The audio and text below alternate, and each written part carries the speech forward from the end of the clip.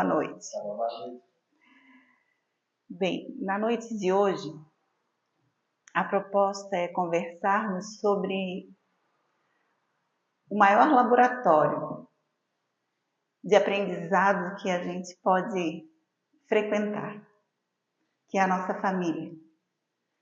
É o meio onde nós nascemos e, para alguns, o meio onde vive, porque nem sempre a gente segue a vida da gente aonde a gente nasce.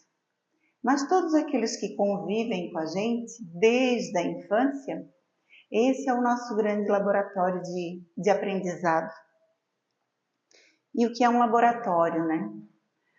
Nada mais é do que um local onde a gente faz os experimentos, onde a gente erra, onde a gente acerta, torna a errar, e em vários momentos vai acertando, vai ajustando, vai mudando a intensidade daquilo que a gente faz, fala e age, e vai descobrindo o equilíbrio das nossas falas, das nossas ações, das nossas buscas.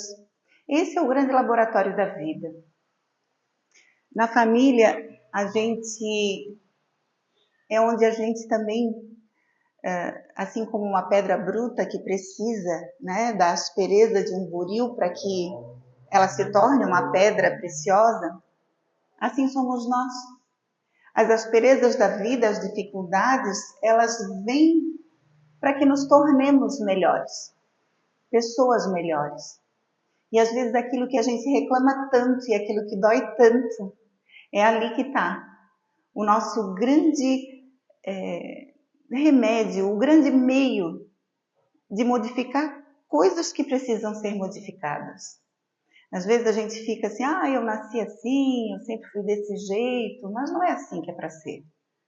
Tudo na gente existe a possibilidade de uma melhora. Se a gente já melhorou bastante, a gente ainda pode melhorar muito mais. E esse é o caminhar da nossa existência. É buscar sempre uma melhora a cada dia, nos tornarmos cada vez mais puros de sentimentos. E aí dentro da família a gente vai encontrar as adversidades, aquelas pessoas com quem a gente convive, que a gente precisa perdoar. É onde a gente consegue se mostrar de uma forma mais real, porque é muito fácil a gente, no meio em que a gente vive, nos locais onde a gente frequenta, nas escolas, no trabalho, no caso, a gente, né, que frequenta as casas espíritas, muitas vezes a gente se coloca de uma forma muito educada, mas nós temos os nossos leões dentro da gente que ainda fervilham. E é dentro de casa que a gente normalmente se mostra de uma forma mais real. Obviamente, para Deus, a gente não precisa fazer isso, né? Em todo momento Ele está enxergando o que vai dentro da gente, a gente não precisa... Porque aqui na Terra a gente consegue colocar um verniz de educação ou de comportamento, mas para Deus nada disso é necessário. Ele sabe o que vai em cada coração e sabe qual a necessidade de cada um, então Ele sabe onde a gente precisa estar. Com o entendimento das leis divinas, a gente vai sendo impulsionado a seguir Jesus. E seguindo Jesus, a gente também vai sendo impulsionado a tomar atitudes e escolhas, né? Porque nos modificarmos requer da nossa parte uma mudança de hábitos, uma mudança de comportamento. A gente precisa fazer escolhas que antes a gente não fazia. Então, tudo aquilo que nos tira daquilo que é habitual causa, de início, um certo transtorno na gente. Porque não é uma coisa que a gente está habituado a fazer. Então, incomoda. E deixar de lado algumas coisas também é um sacrifício. Por isso, o mérito tão grande, diante da reencarnação, a gente fazer essas escolhas aqui. Porque a gente não sabe do nosso passado e não sabe aquilo que a gente tem que perdoar, aquilo que a gente tem que passar. Então, é sempre um mérito aqui. E Jesus, quando conversou uma vez com Pedro, ele disse assim: Pedro, eu te levarei onde não queiras ir. Essa frase vocês talvez já tivessem escutado. E onde é esse lugar que a gente não quer ir? É justamente onde nos obriga, no nosso íntimo, a mudarmos a nossa conduta, mudar o nosso pensamento, mudar a nossa forma de agir.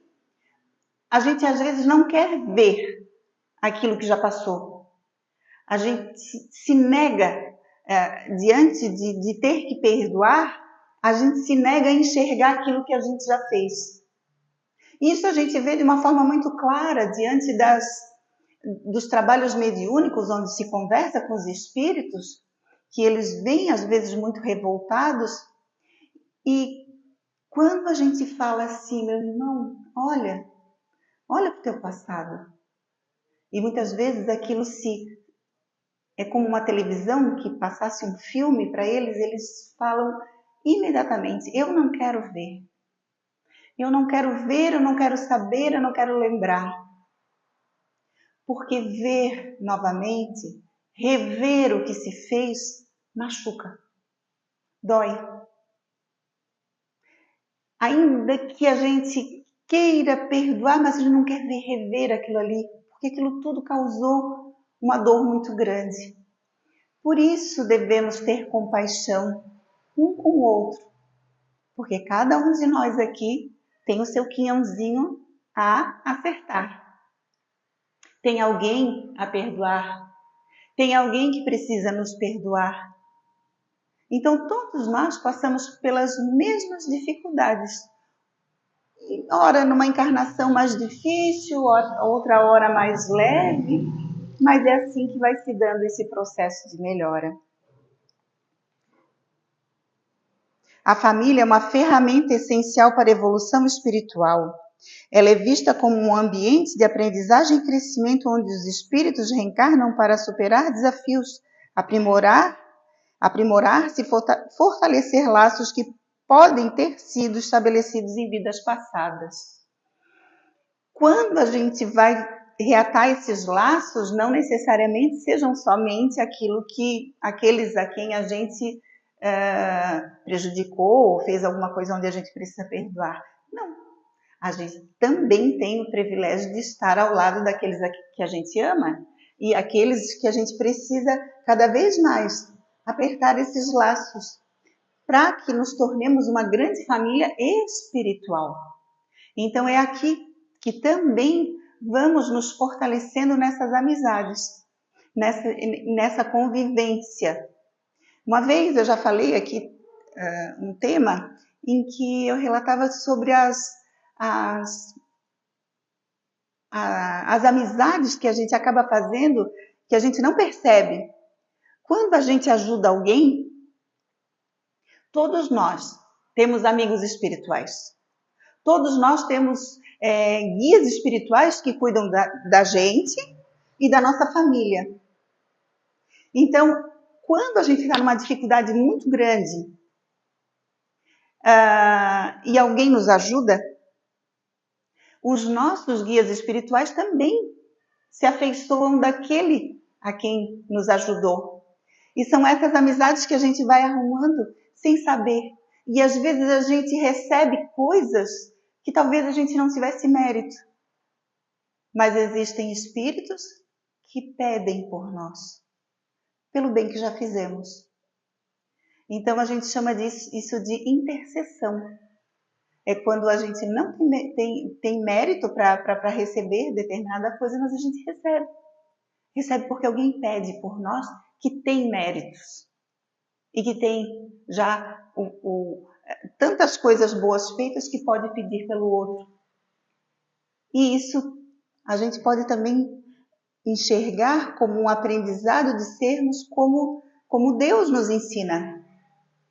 Que tudo aquilo que recebemos é sempre muito mais do que nós merecemos, porque estamos sempre sofrendo a influência da misericórdia divina. Deus tem sempre misericórdia por cada um de nós, por cada um dos nossos erros, por cada uma das nossas más escolhas. Ele sempre diz assim, não te preocupa, amanhã o dia vai recomeçar e tu vais poder refazer tudo e melhor. Jesus nos explicava sempre, dizia sempre, vai e não peques mais. Ele nunca levantou uma fala dizendo assim, ó, agora tu vais ter dificuldade, agora tu vai passar por um perrengue danado, agora tu vai... Não, ele nunca falou nada disso. Porque os perrengues são de acordo com as nossas coisas, com o nosso pensamento. Porque eu posso passar por uma dificuldade e passar bem. Porque eu posso escolher passar bem. Parece difícil? Porque em algumas situações é difícil. Porque ainda não temos essa compreensão total, mas é assim que funciona. A gente consegue ver, às vezes, no exemplo de outras pessoas que conseguem fazer isso. E se o outro consegue, a gente também pode fazer. Durante nossa estadia na Terra, temos a oportunidade de criarmos laço por toda a eternidade, quando perdoamos antigos desafetos e sobrepomos sentimentos antes de ódio e rancor pelo amor. Normalmente isso acontece porque assim, por mais que a gente prejudique alguém, que a gente faça alguma coisa para alguém, quando alguém faz algo de muito ruim para a gente, qual é o nosso olhar para o outro? É enxergar somente aquilo que ele tem de ruim. A gente só lembra daquilo que ele fez. A gente não consegue ver nenhuma virtude. A gente enxerga sempre o problema. Isso faz parte do ser humano. Mas à medida que reencarnamos e convivemos novamente, Deus nos dá a oportunidade de olharmos para aquele irmão e vermos tudo de bom que ele tem. Porque às vezes é um irmão, é um pai, é alguém que está muito próximo. E que diante das nossas idas e vindas, nós vamos criando um respeito, pelo menos ao ponto de conviver. Tem gente que a gente conversa e diz assim, nossa, eu não me dou com a minha mãe. Lógico, vivem na mesma casa, convivem, discutem muito, mas já estão perto um do outro. O tempo vai mostrando que cada um de nós tem defeitos, nós temos virtudes. E quando isso se dissipa, aí esses laços começam a se apertar e acabamos nos tornando amigos. E tudo aquilo que é ruim fica para o passado. Porque o que é ruim vai ficar no passado. O que vai permanecer é somente aquilo que a gente construir diante do amor. Isso é ensinamento do Cristo. Tudo que é ruim vai passar. E ele é o nosso maior exemplo de perdão. Quando ele foi crucificado e disse em voz alta, o tanto que ele conseguia falar em voz alta diante de um sofrimento tão grande. Ele disse, perdoa, Pai, porque eles não sabem o que fazem. Esse é um nível de perdão, porque quando o outro faz algo que nos machuca, a gente tem que compreender que aquela criatura está numa situação de desentendimento com ela mesma, com as leis divinas, não conhece muitas vezes a Jesus, não conhece os seus ensinamentos. Então, está passando por um período em que vai passar. Porque a vida vai nos empurrando para o aprendizado. E tudo vai se melhorando. A família é uma escola. A gente reencarna, vai e volta e vai tendo todas essas melhorias, todo esse aprendizado. O Emmanuel diz assim, a família consanguínea entre os homens pode ser apreciada como o centro essencial de nossos reflexos. Reflexos agradáveis ou desagradáveis que o pretérito nos devolve. Então, assim, peraí, gente, que hoje as minhas vistas estão muito ruins e o ângulo não está dando de eu ler. Eu vou botar aqui só para melhorar. Agora sim. Então, isso é um processo de ida, vinda e esse melhoramento que vai se afinando. Joana de Ângeles diz assim, o lar na Terra é um bendito laboratório para as experiências da evolução do espírito. A família constitui uma verdadeira escola na qual recebemos aquilo que afetivamente para nós está reservado nessa existência. Este núcleo de convivência é um educandário de excelente qualidade para os ajustes das mais variadas naturezas, sendo sempre uma oportunidade de crescimento espiritual. É a maior oportunidade que a gente tem. E a gente tem que ter isso em mente, de que nós somos privilegiados de estarmos aqui. Porque a quantidade de espíritos que tem para reencarnar e que está na fila da reencarnação é muito grande. E a gente, na maioria das vezes, está desperdiçando o nosso tempo aqui. Porque a gente ocupa com coisas que não deveria. Hoje em dia, a maior parte das pessoas perde o tempo com essa bendita maquininha que fica na mão da gente, chamada celular. A gente perde muito tempo vendo, às vezes, coisas que não vai nos levar a lugar nenhum. Mas isso é uma etapa. Isso tudo é uma transição que nós estamos passando. E tudo aquilo que chega de novo, chega fazendo um pouco de estrago, né? Dá um rebuliço até que as pessoas se deem conta, porque a gente vai se dando conta de que isso não faz bem. E aí vai mudando para melhor, porque a mudança é sempre para melhor. A reencarnação em uma família específica é frequentemente vista como um reencontro de espíritos que já tiveram relações em vidas passadas, sejam como pais, filhos, irmãos ou cônjuge. Retornam como nossos familiares, espíritos com os quais necessitamos conviver e aos quais devemos aprender a amar. Convivência necessária para aprender comportamentos saudáveis para praticar o amor e o respeito mútuos. Habitualmente não se tem a família que se gostaria de ter, mas aquela que necessitamos para valiosas conquistas espirituais. Essa frase está aqui, não que isso sirva para todos, né? Nós temos algumas encarnações mais suaves que a gente vem no meio de familiares que se dão melhor, mas normalmente é porque a gente tem outros objetivos, outras coisas que a gente precisa fazer, que a gente vai precisar de um apoio. Então, cada um vai estar dentro da família de acordo com as suas necessidades. E às vezes a gente se encontra no meio de pessoas que a gente diz assim, nossa, eu me dou melhor com o meu amigo do que na minha casa. Isso é natural acontecer. Aí é que a gente tem que aprender e estudar e compreender essas leis de Deus, para que isso não se torne um sofrimento maior do que ele deva ser. Quanto mais se entende daquilo que acontece, mais fácil se torna. Quando a gente entende quais são as consequências da nossa fuga, às vezes, aí a gente vai aprendendo e vai se policiando para tentar fazer o máximo possível para que tudo dê certo. Ah, mas o outro não colabora, o outro não faz aquilo que deveria ser feito. Mas não importa. O importante é o que vai dentro do nosso peito, do nosso coração. Eu li num livro, que eu não vou saber lembrar, não vou conseguir lembrar qual era o nome do livro, mas o espírito, ela estava assim numa situação que não era ruim.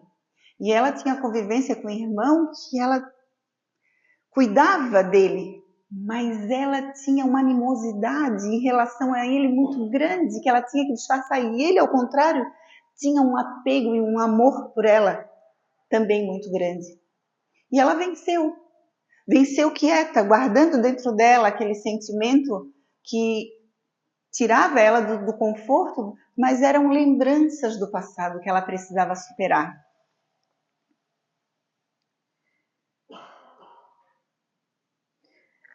Precisamos de união e afeto. Quem não precisa? Quem não gosta?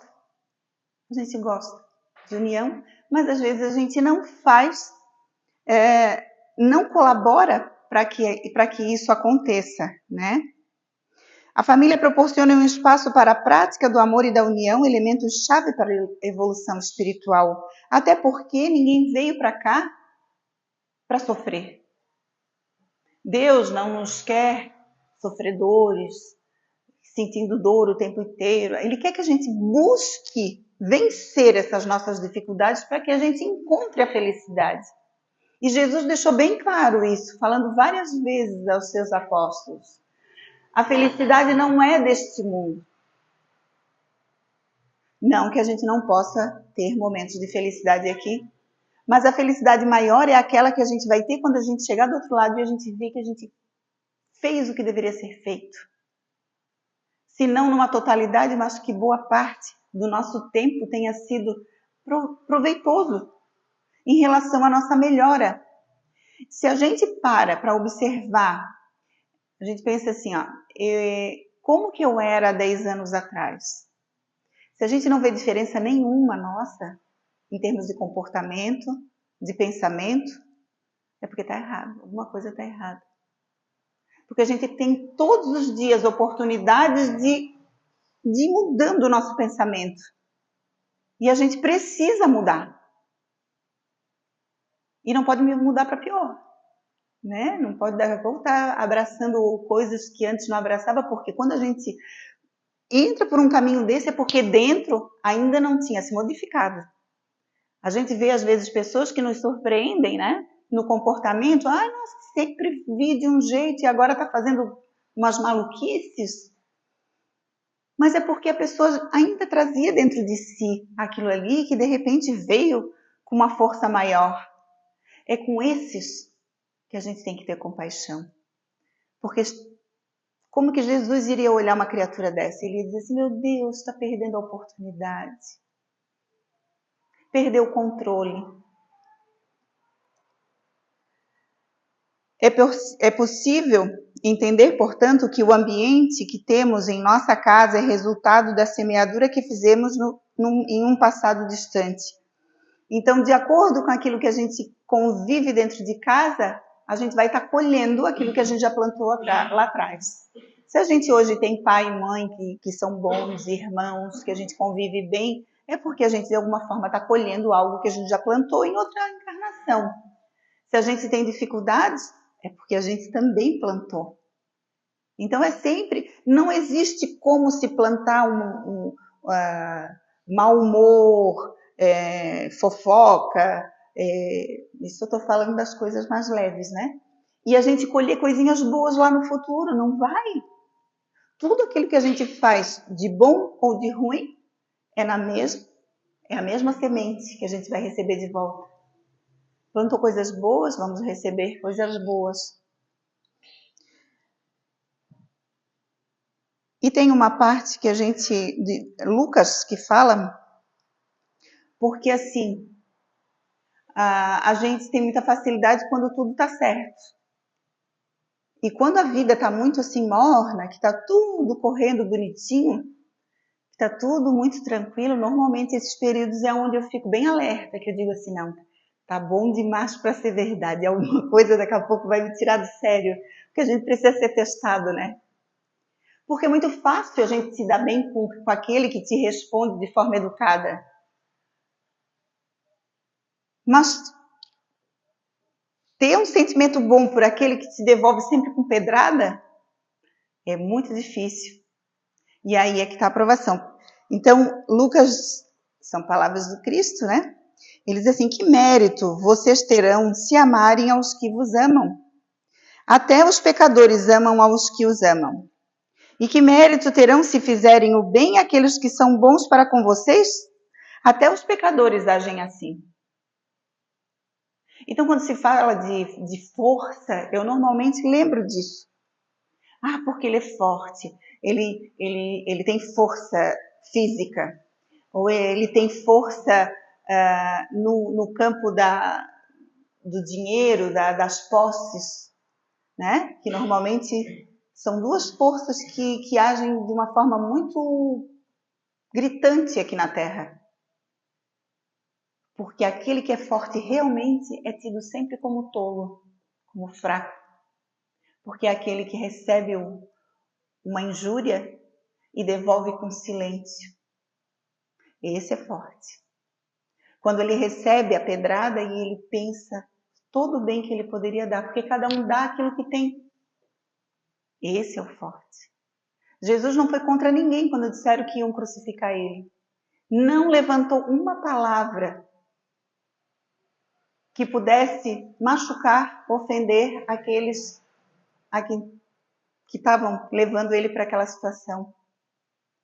É nisso que a gente tem que sempre... mas aí a gente escuta assim, né? Mas aí tu estás falando de Jesus. Qual é o nosso modelo e guia? Modelo a gente copia, guia a gente segue. É Jesus. Se a gente não seguir os exemplos dele, vai seguir quem?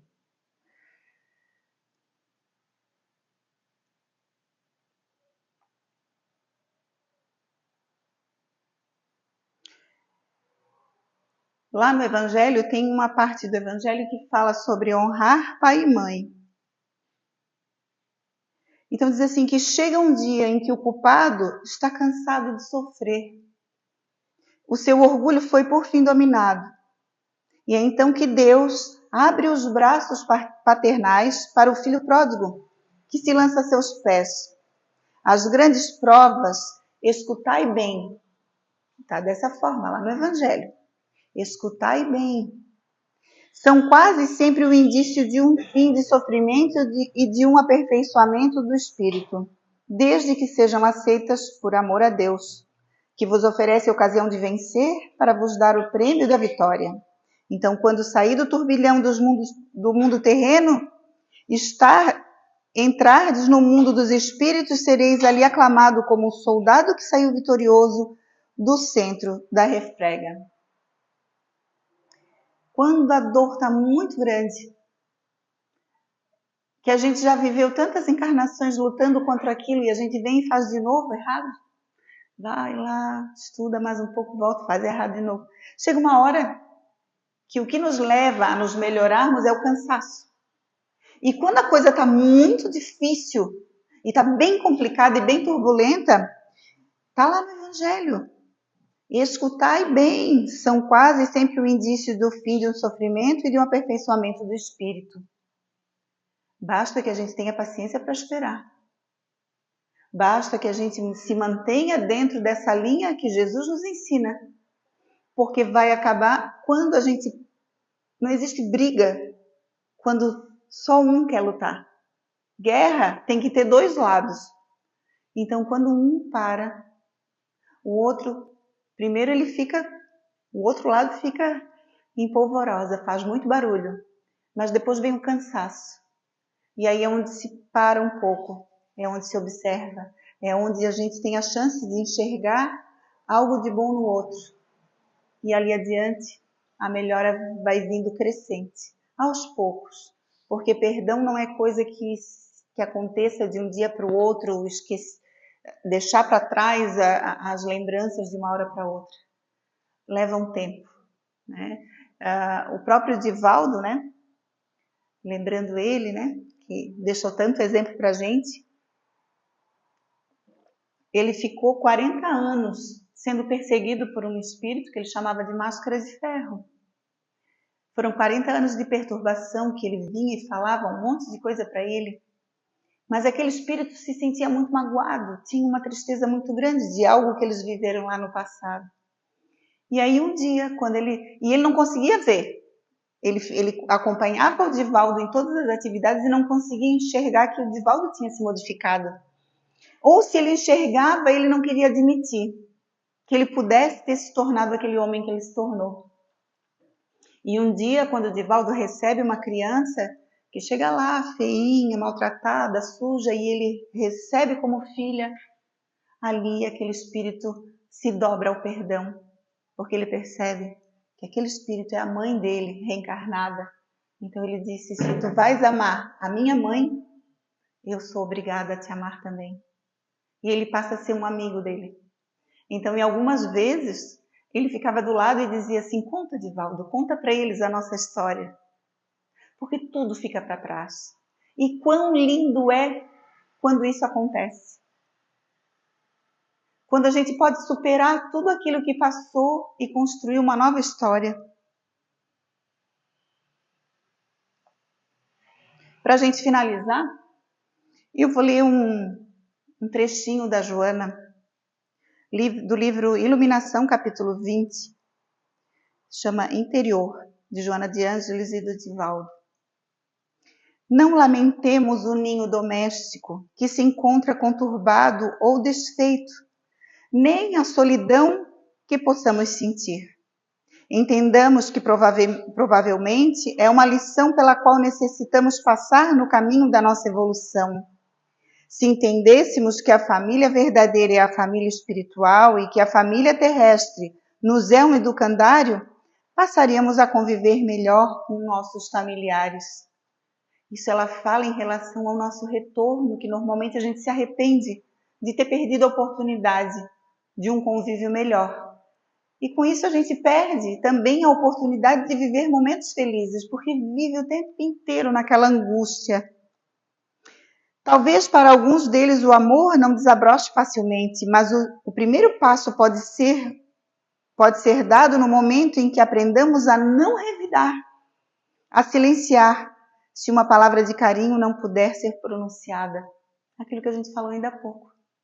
Se a gente não pode dar ainda o amor, o perdão, que pelo menos a gente silencie, que a gente trabalhe dentro da gente, na solidão dos nossos pensamentos lá dentro. Porque aí, quando a gente faz silêncio para trabalhar essas coisas, é Jesus que nos ajuda. Porque a gente serena o nosso pensamento, que a princípio está conturbado, vai serenando e a gente tem o auxílio dos nossos guias, dos nossos protetores. E a gente vai lembrando dessas lições e vai se melhorando. Tenhamos a certeza de que cada membro do nosso lar é uma gema preciosa que nos é concedida para a nossa lapidação e que o convívio diário deve ser norteado no amor, no respeito e na resignação. Esses são os fortes, os resignados. É aqueles que levam ao outro a paz. Porque para termos paz é necessário que primeiro sejamos pacificadores. E para que a gente passe esse sentimento para o outro é necessário que esteja dentro de nós. O lar é em realidade a primeira escola da vida física e a família é o mecanismo superior para a valorização da harmonia em nossa existência. Agradeçamos para Deus esta oportunidade a nós concedida e que se chama família. Esse é um exercício que é para sempre. A gente vai estar sempre convivendo, até que a gente chegue num estágio de melhora tão grande que a gente olhe para trás e que a gente não precise mais pedir perdão para ninguém. Aí estaremos nos mundos felizes, somente plantando sementes boas. Mas enquanto isso, vamos exercitar esse amor de Jesus Cristo dentro de nós, lembrarmos das lições dele. Não adianta a gente vir aqui, não adianta eu vir aqui falar sobre essas coisas, né? A gente lê, estuda, tem essas ideias todas em mente, mas de nada adianta. E não se enganem em ver quem fala com muita propriedade desses assuntos, achar que já está mais evoluído. Não é assim, não. Porque palavras são só palavras. Se elas não forem revestidas de sentimento, elas vão ser vazias para a gente. A gente pode estar fazendo bem para o outro, mas enquanto a gente não revestir tudo que a gente fala com amor e com consciência, e tendo em mente de que estamos lutando para sermos cada dia melhores, de nada vai adiantar, né? Então, que sejamos um ponto de luz em cada lugar que estejamos.